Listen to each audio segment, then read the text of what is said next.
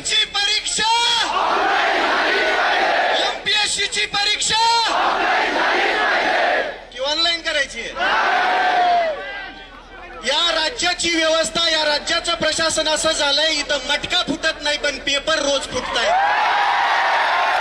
यांना लेकरांची स्वप्न विकत असताना लाजा कशा वाटत नसत्या ना, हा मला प्रश्न पडतो.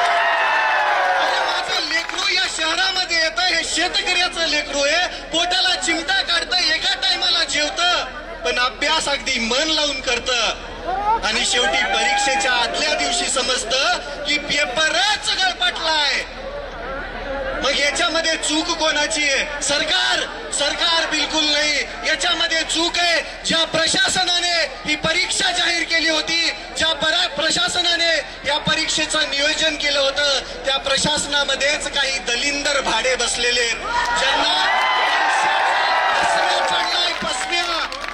त्यांच्यावरती सगळ्यात पहिली कारवाई करून या दलिंदरांना जन्मठेपेची शिक्षा झाली पाहिजे. काय? जन्मठेपेची शिक्षा झाली पाहिजे. दुसरी विनंती इथल्या सरकारला आहे, इथला प्रत्येक आयोग हा बुजगावणं आहे, बुजगावणं. सरकारचं बुजगावणं आहे.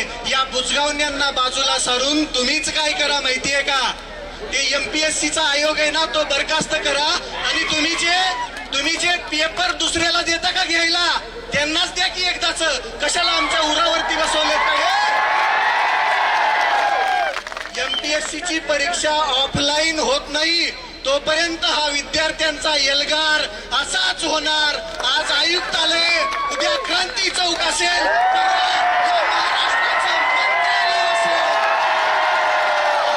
विद्यार्थी एकजुटीचा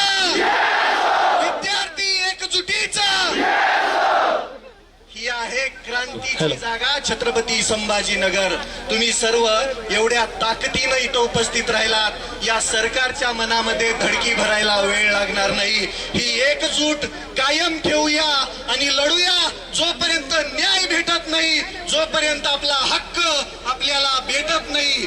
स्टेनोग्राफरची पदं यांनी गोठवली आहेत. त्या लेकरांची मागणी बऱ्याच दिवसापासून आहे.